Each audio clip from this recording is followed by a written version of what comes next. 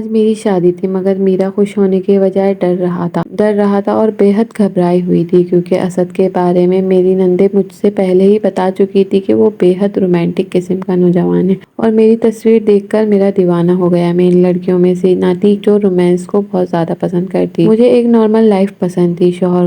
شوہر کا ہر وقت بیوی کی تعریف ہے آگے پیچھے گھومتے پھرنا مجھے چھچورا پن سا لگتا تھا اور اسد بالکل ویسا ہی تھا۔ شادی کی رات اس نے میری تعریف کے لیے سیدھے سادے الفاظوں کے بجائے ایک غزل مجھے سنائی تھی۔ مجھے آج تک کبھی شاعری سمجھ ہی نہیں آتی تھی، اسی لیے میں نے اس کی رومانٹک شاعری بھی میرے سر کے اوپر سے گزار دی۔ مجھ سے کہنے لگا کہ کیسی لگی غزل؟ میں نے کہا جی اچھی ہے، بہرحال 1 سال بعد کچھ سمجھ میں آتی ہے کہ عورت کا شوہر اس کے لیے کتنی محبت کرتا ہے۔ اسد عام مردوں سے مختلف تھا، مردوں کی طرح مجھے یہ نہیں کہتا تھا کہ میری ماں کے آگے زبان مت چلانا، ان کے حکم کے آگے سر جھکا کر رکھنا، میری بہنوں کی خدمت کرنا یا جب سسرال سے یہاں آئے تو انہیں شکایت کا موقع نہ دینا، یہ سب نہیں کہا اس نے تو بس اپنی اور میری بات کی تھی۔ شادی کے شروع کے دن بہت اچھے گزرے۔ اسد کا ارادہ تھا کہ ہم ہنی مون کے لیے اسلام آباد جائیں اور اس کے بعد سیف الملک ناران کاغن لائف کو بہت زیادہ انجوائے کریں۔ شوق تو مجھے بھی بہت تھا گھومنے پھرنے کا، لیکن شادی کے فوراً بعد میرے سسر کی طبیعت کچھ اس طرح خراب رہنے لگی کہ انہوں نے ہمیں جانے سے منع کر دیا۔ کہنے لگے اگلے مہینے چلے جانا، ایک تو شادی پر خرچہ بہت ہو چکا ہے، اب میری بیماری پر بھی آج کل اسپتال میں پیسے لگ رہے ہیں۔ اصولاً تو اس بات پر میرا موڈ بہت خراب ہونا چاہیے تھا، لیکن میں بالکل نارمل تھی، البتہ اسد کا موڈ بے حد خراب تھا۔ کہنے لگا یہ کوئی بات ہوتی ہے، سب لوگ شادی کے فوراً ہنی مون پر جاتے ہیں، 1 مہینے بعد کون جاتا ہے؟ میں نے کہا اسد کوئی بات نہیں، ابا کی طبیعت ٹھیک نہیں ہے، ہم اس مہینے کے بعد چلے جائیں گے۔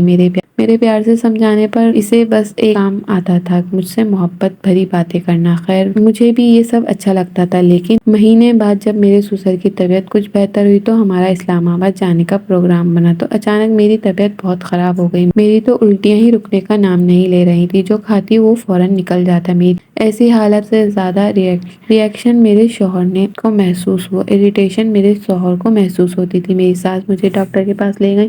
جو خبر ڈاکٹر نے سنائی وہ میرے لیے بہت زیادہ خوشی کا سبب تھی، کیونکہ میں 1 مہینے بعد ہی امید سے ہو گئی تھی، لیکن ڈاکٹر نے مجھے سفر سے منع کر دیا تھا۔ کہنے لگی تمہارے لیے اسلام آباد اور مری جیسی جگہوں پر جانا خطرے سے خالی نہیں، پہلی پریگنینسی ہے، احتیاط بہت ضروری ہے، ایک بار مسئلہ ہو گیا تو ہر بار مشکل ہو جائے گی۔ میں نے ان چیزوں سے ویسے بھی بہت گھبراتی تھی، اس لیے میں نے کہا کہ مجھے کہیں نہیں جانا، میری ساس کو بھی یہی بہتر لگا۔ لیکن جب یہ خبر اسد کو معلوم ہوئی تو اس نے شور مچا کر رکھ دیا۔ کہنے لگا اتنی جلدی یہ سب کیسے ہو گیا؟ میرا سانس تو جیسے میرے سانس تھم سا گیا۔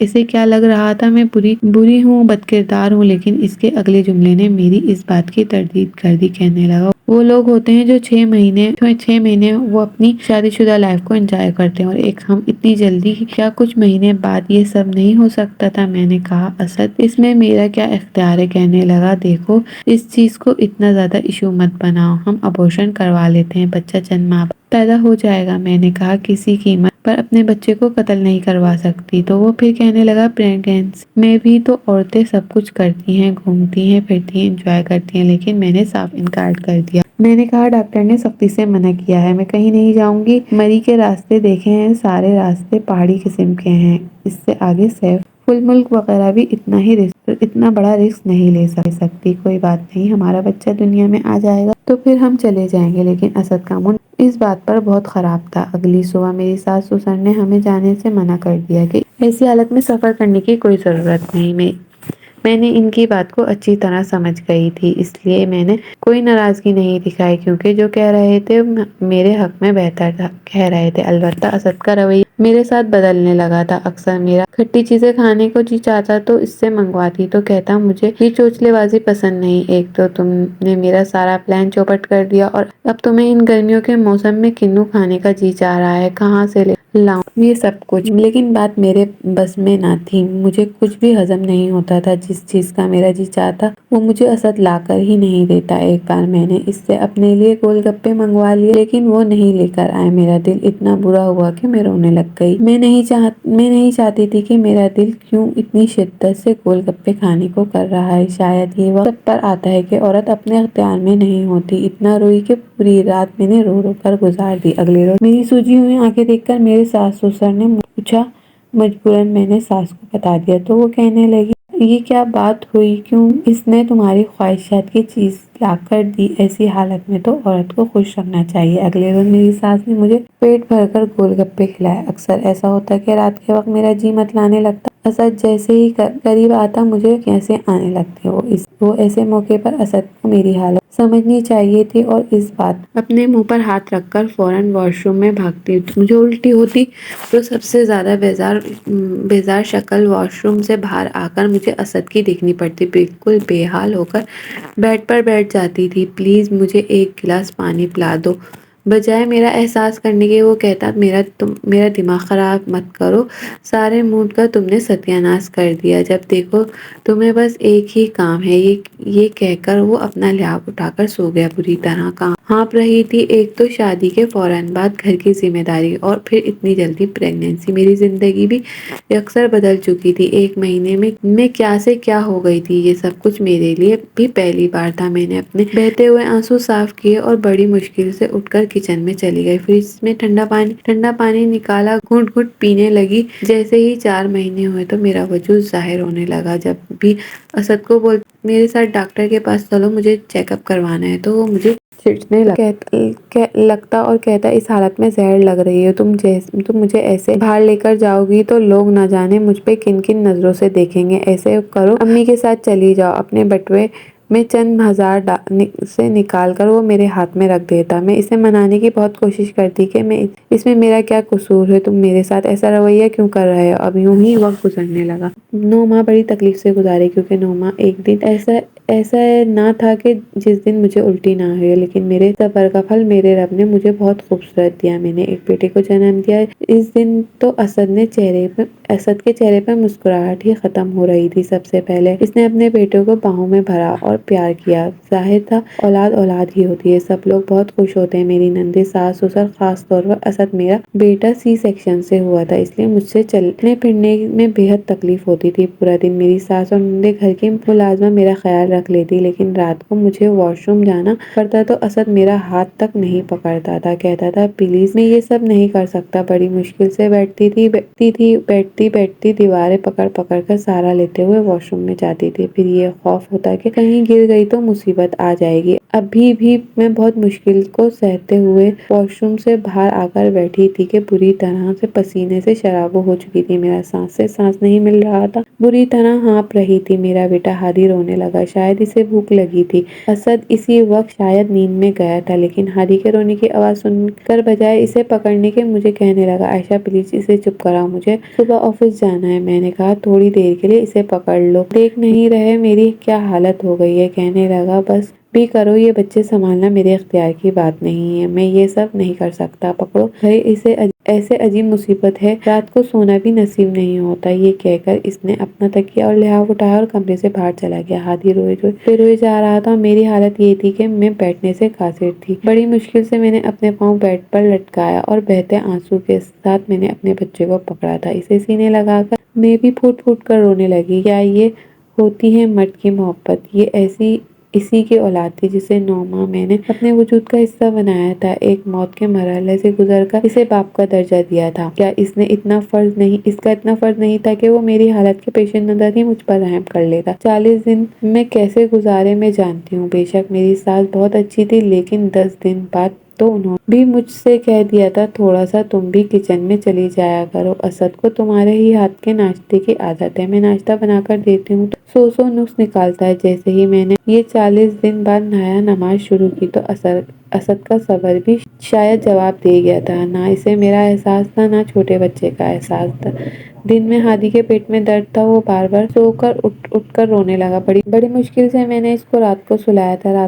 رات کے 2 بجے مجھے ہادی کو سلانے میں لگ گئے تھے اور میں خود بھی نیند سے بحال ہو چکی تھی۔ جیسے ہی ہادی گہری نیند میں گیا تو میں سونے کے لیے لیٹ گئی۔ اسی وقت اسد میرے قریب آ گیا، میری آنکھیں نیند سے چور تھی۔ میں نے کہا پلیز اسد مجھے سونے دو۔ کہنے لگا بکواس مت کرو، 1 مہینے سے بس تمہاری شکل دیکھ رہا ہوں، خبردار جو آج مجھے ذرا بھی نخرے دکھانے کی کوشش کی۔ وہ رات میری اسد کی نظر ہو چکی تھی، لیکن مجھے سوئے ہوئے بس 1 گھنٹہ ہی گزرا تھا کہ ہادی اٹھ کر رونے لگا۔ اس کی آواز سن کر مجھے اٹھنا پڑا، جی چاہا کہ کہہ دوں کہ ساری قربانیاں عورت کے لیے ہوتی ہیں۔ 6 بجے ہادی کا رونا شروع ہوا اور صبح 9 بجے تک جاری رہا۔ میں اسے گود میں لے کر کمرے میں چکر لگاتی رہی، تب جا کر وہ سویا اور میری یہ حالت تھی کہ میں چکرا کر گر جاؤں گی۔ ہادی کو بیڈ پر لٹا کر میں کمرے سے باہر نکل گئی، کیونکہ ساس نے بھی رات کو کہہ دیا تھا کل سے گھر تم کو سنبھالنا ہے، اس لیے ساس سسر کو ناشتہ بنا کر دیا، پھر اسد کے آفس کی تیاری کرنے لگی۔ پورا دن میرا اب گن چکر بن کر گزرنے لگا۔ رات کو ہادی سوتا تو اسد اپنی بےتابیوں کے ساتھ جاگ اٹھتے۔ کئی بار میں نے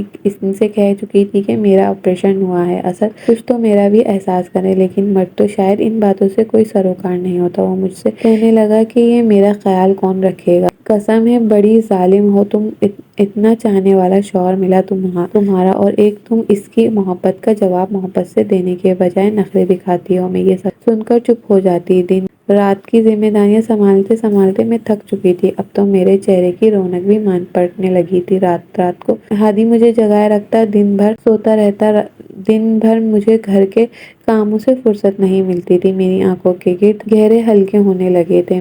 اس پر اسد بھی مجھ سے بات بات پر تانے دینے لگے تھے، تم نے ایک بچے میں ہی اتنا ویٹ گین کر لیا ہے، کمون یار تھوڑا کم کھایا کرو، تمہیں پتا ہے نا مجھے موٹی لڑکیوں سے کتنی چڑ ہے، پلیز خود کو مینٹین کر کے رکھو۔ اسد نہ جانے کیوں بہت چڑچڑا سا ہونے لگا تھا، حالانکہ گھر کی بچوں کی ذمہ داری کے باوجود بھی میں اسد کے آنے سے پہلے تیار ضرور ہوتی، لیکن آج کل مجھ سے بس عیب ہی عیب نظر آنے لگے تھے۔ 1 سال بیت چکا تھا، ہادی اب چلنے لگا، لیکن اسد کا رویہ اکثر بدل چکا تھا۔ اکثر آفس سے آتے ہوئے کھانا کھا کر دوستوں میں جا رہا ہوں، دیر سے آؤں گا، یہ کہہ کر چلا جاتا۔ میں کئی بار اسد سے کہہ چکی تھی کہ مجھے اور اسد کو بھی کہیں گھمانے لے جایا کرو، کبھی وہ سننا نہیں چاہتا تھا۔ آج کل میں بہت بیزی ہوں، آفس کے کاموں سے فرصت نہیں ملتی، تم امی ابو کے ساتھ چلی جایا کرو، یہ کہہ کر تیار شیار ہو کر دوستوں میں چلا جاتا۔ رات کو دیر گھر آتا، کبھی کبھی تو رات کے 2 بجے تک۔ میں اس کا انتظار کرتی رہتی، لیکن ایک بار جب وہ گھر آیا تو اس کی آنکھیں مجھے نشے سے چور لگ رہی تھی۔ گانے گنگناتے ہوئے وہ گھر میں داخل ہوا اور اس وقت بہت غصے میں تھی۔ وہ مسکراتے ہوئے میرے گال پر چٹکی کاٹ کر کہنے لگا، ہائے سویٹ ہارٹ کیسی ہو جانے من، یہ کہہ کر کمرے کی طرف جانے لگا۔ میں نے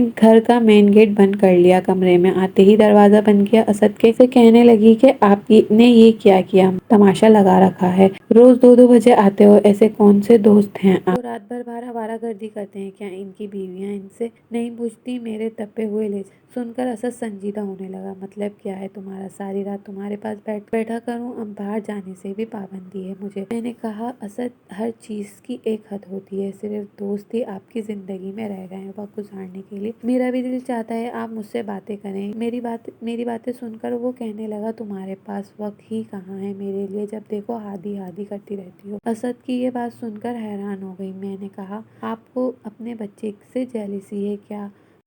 وہ کہنے لگا، یو شٹ اپ، مجھے کیوں اپنے بچے سے جیلسی ہوگی، میری مصروفیات بڑھ گئی ہیں، میں آفس سے تھکا آتا ہوں، مجھے ریلیکس چاہیے ہوتا ہے، اس لیے دوستوں کے ساتھ جا کر بیٹھ جاتا ہوں، اب تمہیں یہ بھی برداشت نہیں ہے کہ یہ کہہ کر وہ اپنے کپڑے تبدیل کر سو گیا۔ اگلے روز ہی جب میں اس کے کپڑے دھونے لگی تو اس کی ایسی شرٹ کی پچھلی جانب لپسٹک کا نشان دیکھ کر میرے ہوش اڑے تھے۔ میں نے تو وہ شرٹ ویسے ہی رہنے دی۔ پورا دن میرا دماغ غصے کے مارے کھولتا رہا۔ مجھے یاد آنے لگا کہ اب اسد نے اپنے موبائل کا پاس ورڈ لگا رکھا ہے، پہلے کبھی نہیں لگایا تھا۔ اب وہ اکثر کمرے میں بیٹھا فون پر ہنس کر باتیں کر رہا ہوتا تھا۔ جب بھی میں کمرے میں ہادی کو سلانے کے لیے آتی تو وہ فوراً سے فون بند کر دیتا، کہتا بعد میں تم سے بات کروں گا۔ جب میں پوچھتی تو کس کا فون ہے تو ہڑبڑا سا جاتا، کہتا دوست کا فون ہے، پھر بات کو بدل دیتا تھا۔ رات کو جب اسد آفس سے واپس آیا تو کھانا کھاتے ہی مجھ سے کہنے لگا، میں دوستوں میں جا رہا ہوں، رات کو دیر سے آؤں گا۔ میں نے کہا آپ کہیں نہیں جائیں گے؟ وہ کہنے لگا، تمہارا وہی روز کا تماشا شروع ہو گیا۔ وہ غصے سے مجھے کہنے لگا، میں نے الماری سے اس کی شرٹ نکالی، اس کے اوپر پھینک دی۔ میری اس حرکت پر وہ کہنے لگا، کیا بدتمیزی کر رہی ہو تم میرے ساتھ، یہ کیا حرکت ہے؟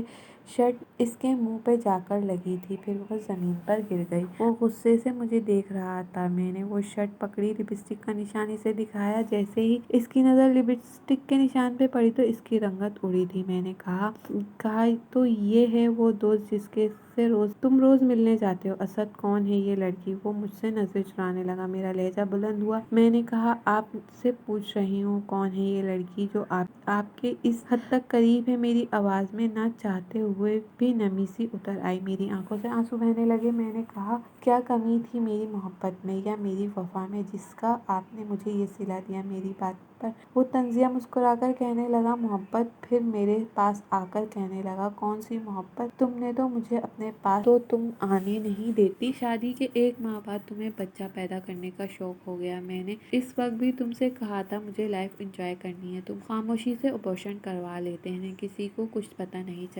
चलता बच्चे का क्या 3-4 बात हो जाता लेकिन फिर भी तुम नहीं मानी। फिर तुमने दीन पर उतरा हुआ कुछ बच्चा जाया करना गुनाह है। लेकिन तुम नहीं मानी। दीन पे उतरा हुआ बच्चा जाया करना गुनाह है। तुम गुनाह किसी कीमत पर नहीं करोगी। अगर तुम्हें मुझे से मोहब्बत होती ना तो तुम मेरी बात मानती। तुम इस्लामाबाद मरी जाती और अपनी लाइफ एंजॉय कर आती। मेरी औलाद थी ना।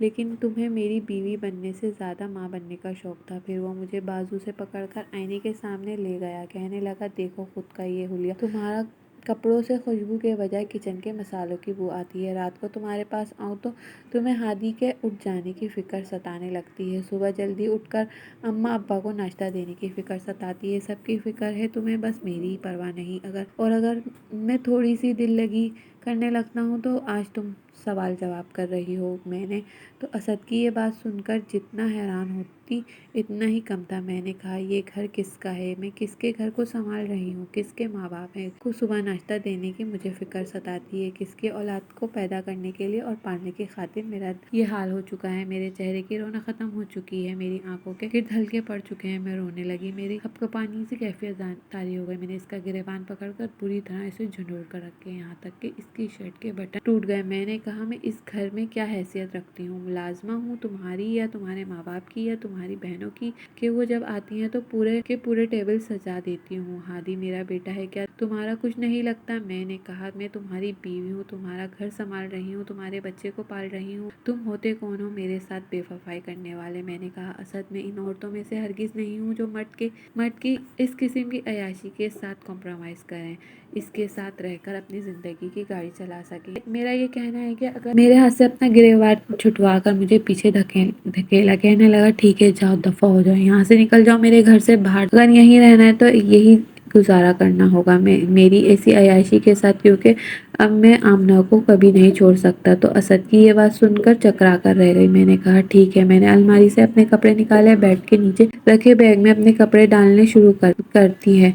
ये देखकर असद बड़े गुस्से में मेरे पास आया। मुझे बाजू से पकड़कर कहने लगा, सोच समझकर इस घर से कदम बाहर निकालना। अगर तुम गई तो तुम्हारी जगह आमना ले लेगी। मैं इससे शादी कर लूंगा। ये सुनकर तो मैंने अगला सांस लेना भूल गई। ये कहकर वो कमरे से बाहर निकल गया और मेरे शोर शराबे से हाथी उठ गया। अब वो रोए जा रहा था, लेकिन मैंने इसे चुप नहीं करवाया। मैं खुद भी फूट फूट कर रोने लगी। हम दोनों के रोने की आवाज सुनकर मेरी सास कमरे में आ गई। कहने लगी, क्या हुआ? तुम्हें क्यों रो रही हो बेटा? हादी को देखो, रो रो कर हलकान हो रहा है। क्यों इसे नहीं पकड़ रही हो? मैंने कहा, आपके बेटे ने मेरी जिंदगी बर्बाद कर दी। क्या बिगाड़ा था मैंने इसका? वो मुझसे पूछने लगी, तुम्हें क्या हुआ है? क्या क्या असद ने तुम्हारे साथ? मैंने कहा, मेरे होते हुए वो दूसरी औरत के पास जाता है। ये सुनना था कि मेरी सास भी गुस्से में आ गई। उन्होंने असद को फोन करके इसी वक्त घर बुलाया। ये बात अब मेरे सास ससुर दोनों को पता चल चुकी थी, लेकिन असद की ढिठाई का ये आलम था कि मुझसे कहने लगा कि तुमने मेरे घर वालों को बता के अच्छा नहीं किया। बात कमरे की हद तक थी। अगर तुम कमरे में ही रहने देती तो ज्यादा अच्छा था। असद ने गुस्से में आकर मुझे एक तलाक दे दी। कहने लगा, मैं तुम्हें एक तलाक देता हूँ। ये सुनकर मेरे सास ससुर ने असद के मुंह पर जोरदार थप्पड़ मारा। कहने लगे, ये क्या बकवास की है? जरा सी बात पर तुम बीवी को तलाक दे दोगे? खबरदार, जो एक लफ्ज भी मुंह से निकाला तुमने। लेकिन मुझे लगा कि मेरा सब कुछ टूट कर बिखर गया। मैं फौरन ही ऐसी हालत में घर से बाहर निकल गई। ना मेरे सर पर दुपट्टा था, ना मेरे हाथ में कोई सामान था, ना हाथी था। मैं रोते हुए तेज तेज सड़क की जानिब जा रही थी। जैसे ही मैंने मेन रोड तक पहुंची तो میں نے رکشہ لیا، اپنے گھر چلی گئی۔ مجھے رات کے اس پہر روتے ہوئے دیکھ کر میرے ماں باپ پریشان ہو گئے۔ میرا بھائی مجھ سے وجہ پوچھنے لگا۔ میں نے اپنے بھائی کے ساتھ لگ کر پھوٹ پھوٹ کر رونے لگی۔ میں نے کہا مجھے اسد نے طلاق دی تھی۔ یہ خبر سن کر میرے گھر والوں پر قیامت بن کر ٹوٹ گئی۔ بہت لڑائی جھگڑا ہوا اسد کے ساتھ میرے بھائی کا۔ اس نے کہا میں نے صرف ایک طلاق دی ہے، مگر تمہاری بہن نے اپنا گھر بسانا ہے تو اس سے بولو شرافت سے گھر پر آ جائے، ورنہ 3 مہینے بعد دوسری طلاق بھی دے دوں گا۔ میرا بھائی کہنے لگا میری بہن مجھ پر بوجھ نہیں ہے، جہاں تم نے ایک دی ہے وہاں باقی بھی 3 دے دو، لیکن اب وہ تمہارے گھر نہیں آئے گی۔ ہر روز مجھے ہادی کی یاد ستاتی تھی۔ 1 سال کا تھا، لیکن میں نے دل پر پتھر رکھ لیا تھا، کیونکہ اگر میں اسے اپنے ساتھ لے آتی تو اسد کبھی بھی اپنی غلطی کا احساس نہیں ہوتا۔ دوسری عورت کسی کا بچہ نہیں پالتی۔ 15 دن ہوئے مجھے میکے میں بیٹھے ہوئے جب میرے ساس سسر ہادی کو ساتھ لے کر آئے۔ وہ روئے جا رہا تھا۔ اسے دیکھ کر میرا دل بری طرح تڑپا۔ اس سے پہلے کہ میں اس کی جانب لپکتی میرے بھائی نے میرا ہاتھ پکڑا اور مجھے نفی کا اشارہ کیا۔ کہنے لگا اپنے کمرے میں جاؤ، ان سے میں بات کرتا ہوں۔ میری ساس کہنے لگی بیٹا ہمارے ساتھ واپس چلو، کیوں حماقت کر رہی ہو؟ اسد اس لڑکی کے ساتھ شادی کر لے گا، تمہارا گھر برباد ہو جائے گا۔ یہ سن کر میرا دل بے چین ہوا تھا۔ ایک بار سوچا کہ واپس لوٹ جاتی ہوں، میرے بچے کی زندگی برباد ہو جائے گی، لیکن اس سے پہلے میں کچھ کہتی میرا بھائی کہنے لگا میری بہن ہی کیوں قربانی دیتی ہے؟ اگر اسد شادی کر سکتا ہے تو میری بہن کی بھی دوسری شادی ہو سکتی ہے۔ اپنے بیٹے سے کہو باقی طلاق بھی دے دے، میری بہن کو میں اس کے نام پر بٹھائے نہیں رکھوں گا۔ میری ساس رونے لگی، کہنے لگی ہادی کی زندگی برباد ہو جائے گی۔ ماں ہی اولاد کی خاطر قربانی دیتی ہے، مرد تو ایسے شوق پالتے ہی ہیں، لیکن وقت کے ساتھ باز آ جاتے ہیں۔ میرے بھائی نے کہا معاف کیجیے خالہ جی، لیکن ہمارے معاشرے میں بھی آپ جیسی ماؤں کی ایسی باتوں کی وجہ سے بیٹے بیوی کے ہوتے ہوئے باہر سے شوق پال لیتے ہیں، کیونکہ ان کی تربیت آپ جیسی مائیں یہ سوچ کر کرتی ہیں کہ لڑکا اگر ایسے کام شوق میں بھی کر لے تو خیر ہے، کوئی بات نہیں۔ صبر صرف عورت کا شیوا نہیں ہے۔ جائیے آپ یہاں سے۔ میری ساس سسر واپس چلے گئے۔ اپنے بچے کے بنا زندگی تو میری بھی اداس گزر رہی تھی، لیکن میرا بھائی مجھ سے کہنے لگا تم صبر کر کے بیٹھی رہو، اگر تم یوں چلی جاؤ گی تو اسد ایک کے بجائے 10 عورتوں سے تعلقات بنا کر دکھائے گا تمہیں، کیونکہ اسے لگے گا کہ تمہارے پاس کوئی دوسرا آپشن ہی نہیں۔ 2 ماہ گزرنے کے بعد اسد مجھے لینے آیا۔ اتفاق تھا کہ دروازہ میں نے کھولا تھا، شیو بڑی ہوئی تھی، آنکھیں مرتنم تھی۔ مجھے دیکھ کر مجھے شرمندہ سا بھی تھا۔ اسے دیکھ کر میں نے دروازہ بند کرنا چاہا تو اس نے اپنا ہاتھ رکھ کر دروازہ بند ہونے سے روک کر کہنے لگا خدا کے لیے میری ایک بار بات سن لو، اپنا فون تک تو تم نہیں اٹھا رہی ہو، وہ بھائی بھی کو پکڑا کر رکھا ہے۔ پچھلے 15 دن سے تم سے بات کرنا چاہ رہا ہوں، لیکن تمہارا وہ بھائی دروازہ کھولو، مجھ سے یہ بات کرنی ہے۔ وہ دروازے کو دھکیل کر اندر آ چکا تھا۔ شور کی آواز سن کر میرا بھائی اور میرے والدین بھی اپنے کمرے سے باہر آ گئے۔ دروازے پر اسد کو دیکھ کر میرا بھائی کہنے لگا تم یہاں پر کیا کر رہے ہو؟ وہ کہنے لگا اپنی بیوی کو لینے آؤ۔ یہ سن کر میرا بھائی غصے سے پنکار اٹھ کر بولا، کہنے لگا وہ بیوی جسے رات کو طلاق دے کر تم نے گھر سے نکال دیا تھا؟ اسد کہنے لگا ایک طلاق دی تھی، رجوع کی گنجائش ہے میرے پاس، مجھے میری سے بات کرنی ہے، اس لیے میرے بغیر میں یہاں سے نہیں جاؤں گا۔ میرا بھائی مجھ سے کہنے لگا تم کمرے میں جاؤ۔ میں کمرے میں جانے لگی، لیکن اسد کی اگلی بات سن کر میرے قدم وہیں جمے تھے۔ ہادی بہت بیمار ہے، ہاسپٹل میں ایڈمٹ ہے، میرا بچہ مر جائے گا، خدا کے لیے میرے ساتھ چلو۔ یہ سننا تھا کہ میں تڑپ کر پلٹی اور میں نے کہا کیا ہوا میرے بچے کو؟ اسد کی آنکھوں سے آنسو بہ رہے تھے۔ کہنے لگا جب سے تم گئی ہو بخار نہیں اتر رہا تھا،